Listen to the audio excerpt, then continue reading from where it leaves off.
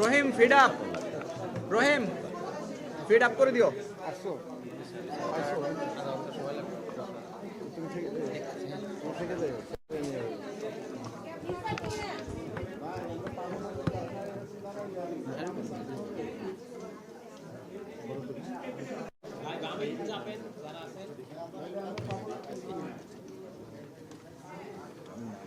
এই কই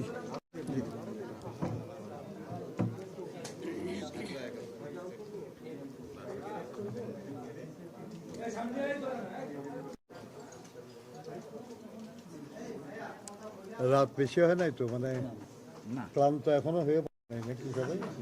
8টা এখনো বাজেনি। 12টা বাজতে দেরি আছে।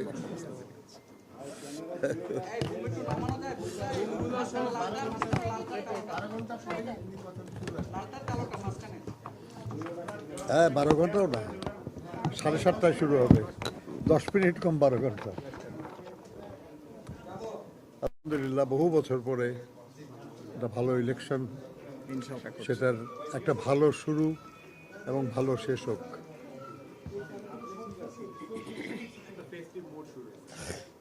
আমরা শুরু করব। জি, বিসমিল্লাহির রহমানির রহিম। প্রিয় সাংবাদিক ভাই ও বোনেরা, আসসালামু আলাইকুম। আমরা আজকে গতকালও আসছিলাম, আপনাদের কষ্ট দেই, আজকেও আসতেই হলো আমাদের, কারণ মেজর কয়েকটা আমাদের খুব অপছন্দনীয় ঘটনা ঘটেছে, যার জন্য আমরা মনে করেছি যে এটা আমাদের না খালি সারা দেশের মানুষ অপছন্দ করতেছে। বিষয়টি নির্বাচন কমিশনকে জানানো দরকার, যাতে করে এরকম অপছন্দের কাজ আর না ঘটে। এর মধ্যে একটা হলো যে আপনারা দেখেছেন যে সৈয়দপুর এয়ারপোর্টে একজন রাজনীতিবিদ, তার কাছে বেশ কিছু একটা বড় অঙ্কের টাকা পাওয়া গেছে। এটা নিয়ে আপনার অনেক আলোচনা হচ্ছে, অনেক কিছু। তো আমরা বলছি না আর কি যে এটা কোনো এটা ন্যায় অন্যায় ইত্যাদির বিচার তো হবে বিচারের মতো, কিন্তু যে সময়ে ঘটনাটা ঘটছে এই সময়ে এটা মানে প্রশ্নবোধক হয়ে যায় আর কি, এটা মনে রাখা দরকার। এরপর আমরা দেখলাম লক্ষ্মীপুরে একজন প্রার্থী, একই দলের একজন প্রার্থী নিজে টাকা পেমেন্ট করতেছে, এটার ভিডিও বের হয়ে গেছে। এরপরে বিভিন্ন জায়গায় আমাদের কাছে রিপোর্ট আছে, যে আমরা বলতে পারি আপনাদের, যে সৈয়দপুরের তো গেল, এটা চাঁপাইনবাবগঞ্জের শিবগঞ্জে টাকা বিতরণকালে হাতে নাতে একজন জামাতের নেতা আটক হয়েছে। সিরাজগঞ্জের কামারখন্দে ভোট কেনার সময় জনগণের হাতে জামাতের এক নেতা আটক, এবং সেখানে টাকার পরিমাণ প্রায় 63,000-এর মতো।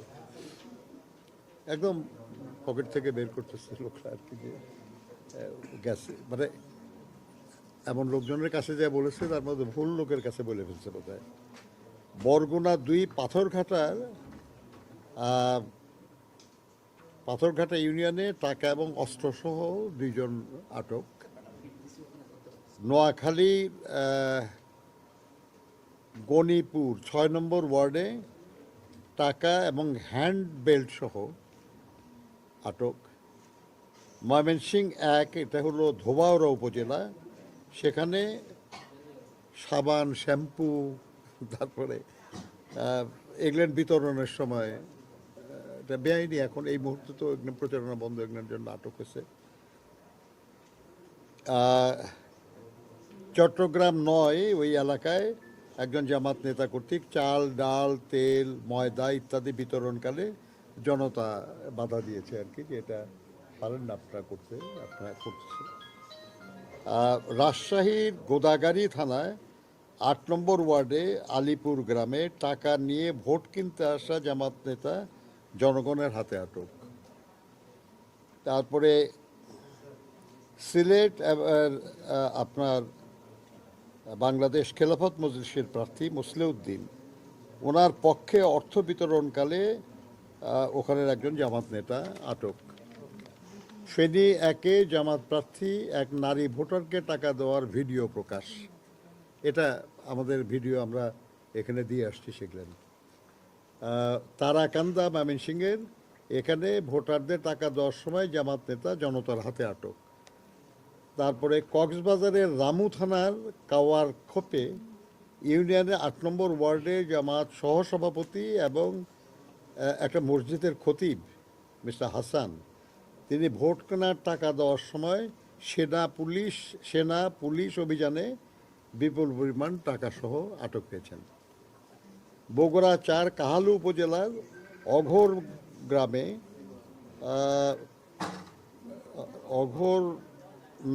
অঘরনাথ গ্রামে ভোট করার জন্য গেলে গ্রামবাসী তাকে প্রতিহত করে আটক করে। লক্ষ্মীপুর ৩ জামাত প্রার্থী রেজাউল করিম নিজ হাতে টাকা বিলি করছে, এটা ভিডিও প্রকাশ হয়েছে। এরকম বেশ কিছু নিউজ এবং ভিডিও আমরা নির্বাচন কমিশনের ওনাদের কাছে আমরা দিয়েছি এবং আমরা বলেছি যে আইন অনুযায়ী যার বিরুদ্ধে যে ব্যবস্থা নেওয়া দরকার আপনারা সেই ব্যবস্থা নেন এবং আপনারা জনগণকে একটু আশ্বস্ত করেন যে এই বিষয়টা আপনারা পছন্দ করেন না এবং আর কেউ যেন এইটা না করে, সেটা যে দলেরই হোক, যাতে না করে কেউ, সেই জন্য আপনারা একটা হুঁশিয়ারি বার্তা আপনাদের তরফ থেকে যাক। কারণ আফটার অল মানুষ নির্ভর করছে যে নির্বাচন কমিশন এই ব্যাপারে শক্ত পদক্ষেপ গ্রহণ করবে। ওনারা বলেছেন আর কি যে তারা ব্যবস্থা নিচ্ছেন এই ব্যাপারে আর কি। আমরা আর একটা জিনিসে আমরা খুবই বিব্রত এবং আমরা খুবই আমরা অসন্তুষ্ট বলতে পারেন। সেটা হলো যে আমরা পত্রিকায় দেখলাম, বেশ কয়েকটি পত্রিকায় এবং টিভির যে মানে যেটার খবরগুলি অনলাইনে আসে আর কি, সেখানে যে আমাদের সিনিয়র সচিব সাহেব নির্বাচন কমিশনের, তিনি বলেছেন ওই সৈয়দপুরের ঘটনার রেফারেন্সে যে ৫০ লাখ কেন, প্রয়োজনে ৫ কোটি টাকা নিয়ে গেলেও এটাতে কোনো বাধা নাই। তো ব্যাপারটা হচ্ছে যে সব সময় তো সব কথা একরকম হয় না, তাই না? এই সময়ে যদি সব সময় সবই এরকমই হয়, তাহলে কেন বললেন যে বিকাশে ১,০০০ টাকার বেশি পাঠানো যাবে না? কেন বললেন আপনারা যে বিকাশে একদিনে ১০,০০০ টাকার বেশি পাঠানো যাবে না? উদ্দেশ্য আছে তো একটা, নাকি? এই সময়ে যাতে ভোট কেনা বেচার জন্য এই টাকা এইভাবে বিলি না হয়, সেই জন্য তো বলা হয়েছে এটা। তো যদি সেটা সত্য হয়, তাহলে অন্য সময়ের যে কথা যে ৫ কোটি না ৫০ কোটি ইত্যাদি আপনি বিলি করলে কোনো বাধা নাই, এটা তো বলার দরকার কি আপনার?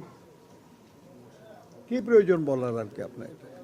কিন্তু মজা হলো, ওনাকে যখন আমরা এটা জিজ্ঞাসা করলাম, উনি বললেন যে উনি কখনো এই কথা বলেন নাই, উনি বলেন নাই এই কথা। আপনারা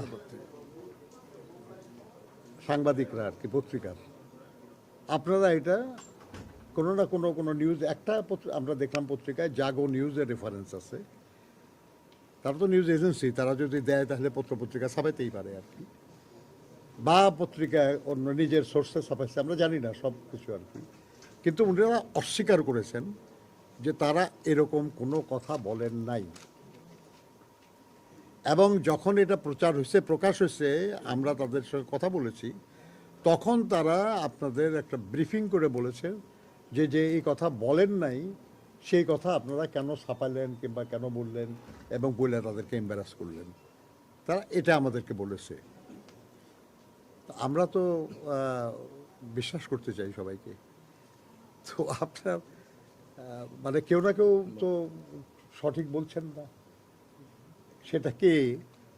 এটা তো আপনারা সত্য সন্ধানী সাংবাদিকরা তো হলো কি সত্য সন্ধানী বলেন না নাকি আপনাদেরকে? তো সত্য সন্ধানী যারা, আমরা আশা করব যে তারা এই ব্যাপারে সত্যের সন্ধান করবেন। যদি তারা বলে থাকে, আমরা বলবো খুবই ভুল করা হয়েছে, অন্যায় করা হয়েছে।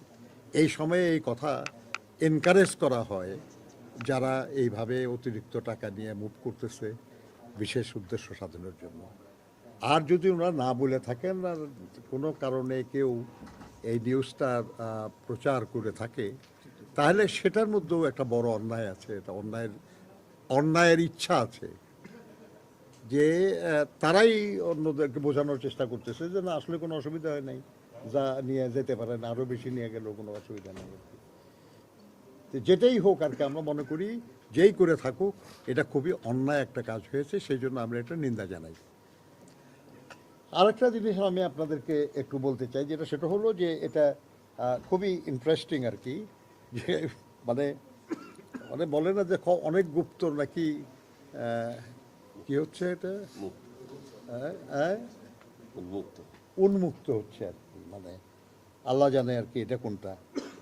আপনি দেখেন এই সৈয়দপুরের ঘটনা রেফারেন্সেই আমাদের একজন সরকারি কর্মকর্তা, তিনি আবার একটা বিশেষ বাহিনীর একজন বড় কর্মকর্তা, তার একটা কার্ড একটা হয়েছে, এটা আর কি, এটা একটা কার্ড, সত্য মিথ্যা এটা আমরা জানি না, কারণ আজকাল কী যে হয় আর কী যে হয় না বোঝা খুব মুশকিল, বুঝছেন না ব্যাপারটা। এখানে বলা হয়েছে খুব ইন্টারেস্টিং, কাস্টমসের অনাপত্তিতেই ঠাকুরগাঁও জেলা জামায়াতের আমিরকে টাকা বহনের অনুমতি দেওয়া হয়।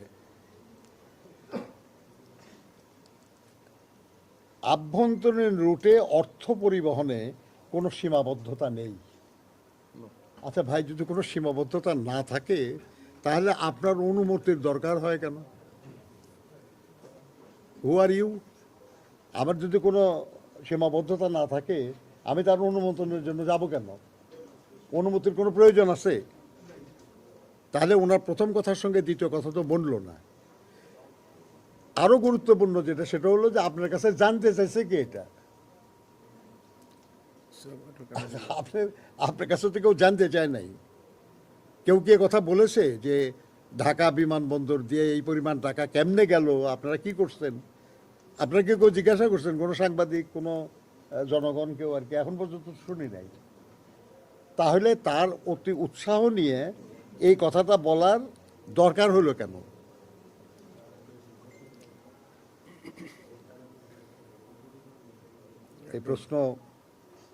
এই প্রশ্ন করার এবং তার জবাব নেওয়ার অধিকার আপনাদের। ডোমেস্টিকে কাস্টমসের কোনো ব্যাপার নেই আমরা জানি যে ডোমেস্টিক ফ্লাইটে এখানেও তো কোনো কাস্টম চেকিংও হয় না, তাই না? তো কিসের জন্য ওনার বলা লাগবে? এবং উনি কি, উনি হলেন নির্বাহী পরিচালক শাহজালাল বিমানবন্দর। মানে কেউ জানতে চাইল না নিজের উদ্যোগে এই ল্যাঙ্গুয়েজে যে ঠাকুরগাঁও জেলা জামায়াতের আমিরকে টাকা বহনের অনুমতি দেওয়া হয়। তার মানে ওনার কোনো দোষ নাই, আমরা এই অনুমতি দিছি এবং কোনো অসুবিধা হয়নি। কোনো দরকার আছে বলার? যেখানে টাকার অর্থ আভ্যন্তরীণ রুটে অর্থ পরিবহনে কোনো সীমাবদ্ধতা নেই, সেখানে অনুমতি দিল কে, কেন দিল, কেন অনুমতি চাওয়া হলো, কিছুই তো বোঝা গেল না। আমরা এই ব্যাপারগুলি ফিসি, বুঝতে কষ্ট হয়। আমরা একটা জটিল সময়ে যাচ্ছি। আমাদের প্রতিপক্ষ খুব দুর্বল না। যারা দীর্ঘদিন দেশ শাসন করেছে তাদের প্রচুর বেনিফিশিয়ারি আছে এখানে, যারা এই নির্বাচনটাকে বানচাল করার চেষ্টা করতে পারে। আমাদের দেশের ভেতরেও যারা বিজয় সম্পর্কে যাদের দুশ্চিন্তা আছে কিংবা পরাজয় সম্পর্কে যারা নিশ্চিত, তারাও অনেকেই চেষ্টা করতে পারে নির্বাচনটাকে বাধাগ্রস্ত করার। সেরকম সময়ে কোনো ব্যক্তি, কোনো প্রতিষ্ঠান যেন নির্বাচনের বিরুদ্ধে কোনো অবস্থান না নেয়, এটাই তো প্রত্যাশিত। যদি কেউ নেয়, আমরা তাদেরকে জনগণের প্রতিপক্ষ বলে বিবেচনা করি। উনি কিন্তু এসে জিপি করে গেছেন জামাতের একজন নেতা, এবং তারা বলছেন যে এটা তাদের বিরুদ্ধে উদ্দেশ্যে প্রণোদিতভাবে বিএনপির পক্ষ থেকে করা হচ্ছে এবং তাদের জনপ্রিয়তা নষ্ট করার জন্য ষড়যন্ত্র করা হচ্ছে। এ ব্যাপারে আপনাদের আপনার তাকে ওখানে জিজ্ঞাসা করেন নাই আপনারা যে ওনাদের এই যে টাকা সহ এটা বিএনপির কোনো নেতা ধরছে না পুলিশ কিংবা অন্য কোনো প্রতিনিধিরা ধরছে? জিজ্ঞাসা করছেন আপনারা? কি বলছে তারা? তারা যেটা বলছে ষড়যন্ত্র, এবং আরে ভাই, ষড়যন্ত্র করবো কি মুশকিলের ব্যাপার। সাজানো হয়েছে, তারা বলেছে এটা একটা নাটক সাজানো হয়েছে, নাটক সাজানো সৈয়দপুর বিমানবন্দর। এই নাটকের অভিনেতা কি তারাও? তারা ছাড়া তো নাটক হবে না নাকি? 100 বার নিতে পারে, 1 কোটি বার নিতে পারে, এটা নিয়ে প্রশ্ন নেই আমাদের। কিন্তু নাটক যদি হয়, নাটকের সব অভিনেতা অভিনেত্রীদের তো সম্মত হইতে হবে নাটকে, নাকি? তো ওনারা কি সম্মত ছিলেন এটাতে, নাটকে? No. আমার প্রশ্ন যেটা সেটা হলো যে তাদের, আমরা তো জানতামও না, আমাদের জানার কথা না, কারণ এটা ধরেছে পুলিশ। আমরা যতটুকু জানি, পুলিশ কি বিএনপির পুলিশ নাকি? আমরা বিএনপি ক্ষমতা এখন, আমাদের হুকুমত চলে বিএনপি, এ পুলিশ লোক তো বরঞ্চ অন্য কথা বলে, তাই না? কিন্তু প্রশ্ন সেটা না, প্রশ্ন হচ্ছে আচ্ছা, আরেকটা বিষয় একটু জানতে চাইছিলাম। ঢাকা 15 আসনে আপনার 13টি বুথ পুড়িয়ে দেওয়া হয়েছে। বুথ ঠিক না, তাদের নির্বাচনী ক্যাম্প গতকালকে পুড়িয়ে দেওয়া হয়েছে বললে এটা ওই ষড়যন্ত্রের রেফারেন্স এটা জিজ্ঞেস করতেছেন নাকি? আজকে যে আলোচনা তার মধ্যে তো এটা নাই। না, জামাত আজকে অভিযোগ করে গেছে কিছুক্ষণ আগে। খুবই অন্যায় হয়েছে যদি কেউ করে থাকে, ইঙ্গিত করে খুব অন্যায় হয়েছে, এবং আমরা দাবি করব যেটা উপযুক্ত তদন্ত করে যেই করে থাকুক তার দৃষ্টান্তমূলক শাস্তি দেওয়া হোক। সেটাও হতে পারে, এবং সেটা তো আমি বলেছি যে আমরা করতেছি না, সেই ষড়যন্ত্র অন্য কেউ করতেছে। কাজে এই ঘটনাও তারাও ঘটায় থাকতে পারে। কাজে আমরা দাবি করছি, আমরা চাচ্ছি যে এর উপযুক্ত তদন্ত হোক এবং যে দায়ী তার বিরুদ্ধে দৃষ্টান্তমূলক ব্যবস্থা নেওয়া হোক।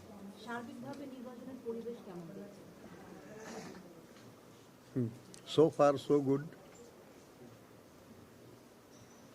আপনাদের নেতাকর্মীরা নাকি জামায়াতের এজেন্ট, পোলিং এজেন্ট হিসেবে যারা দায়িত্ব পালন করবেন তাদেরকে হামলা করছেন, তারা এমন অভিযোগ করেছে। তারা আরো বলেছেন তাদের মধ্যে কে এজেন্ট আমরা কি জানি এখনো? এবং তারা বলছে এটা কিন্তু আগে ঘোষণা করে কেউ? তারা জনগণকে নিয়ে প্রতিরোধ করবে আগামীকাল থেকে, কোনো অবস্থাতে নির্বাচনের মাঠ সরে যাবে না। আমরাও তাই করব।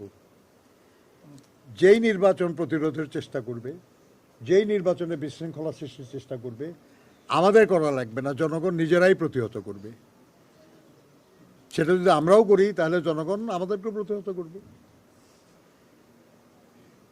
সার্বিকভাবে ইসির ভূমিকা আপনারা আসলে কতটুকু? বল, আমাদের ধারণা আর কি যে তারা আরো শক্তিশালী ভূমিকা পালন করতে পারতেন।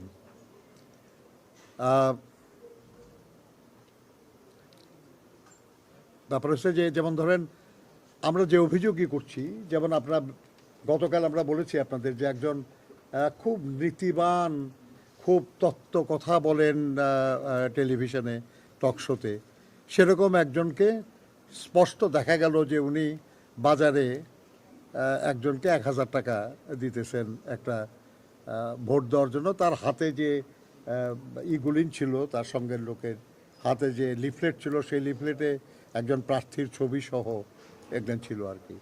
আমরা এই নিয়ে অভিযোগ করেছি।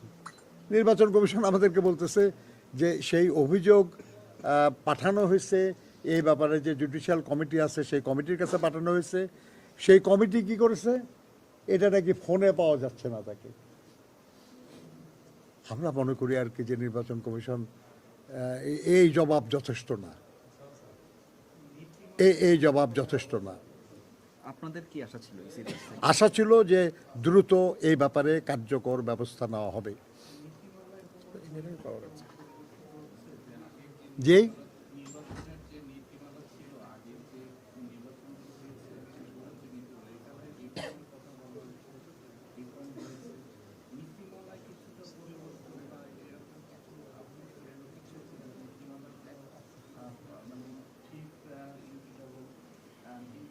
আপনি দেখেন ডকুমেন্টে কি বলা আছে, এটা এটা তো মানুষ অনুভব করবে, বা এটার সুফল বা কুফল যাই হোক মানুষ অনুভব করবে কার্যকরণে, তাই না?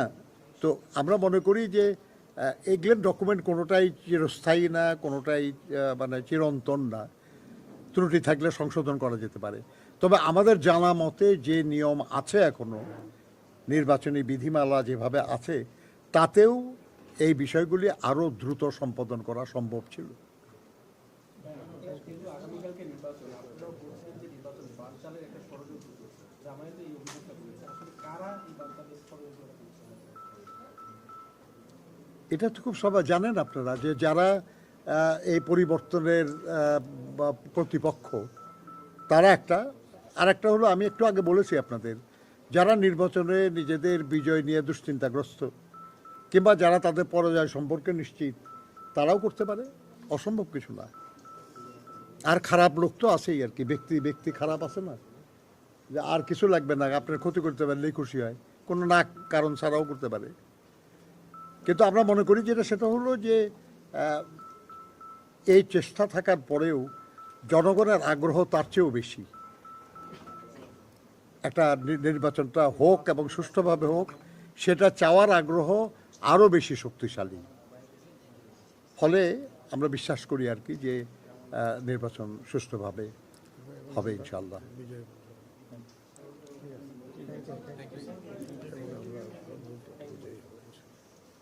আরে ভাই, আমরা বিজয়ের সম্ভাবনা, আমরা তো নিজেদের বিজয়ের সম্ভাবনা দেখি, আমরা কোনো সন্দেহ নাই, কিন্তু এটা আলোচনার তো কিছু দরকার নেই।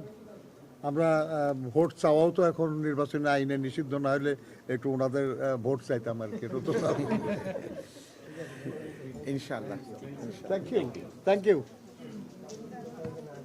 বুঝলেন তো ফাঁকে কি বলছি, বুঝছেন তো? হ্যাঁ, মেসেজ ক্লিয়ার স্যার।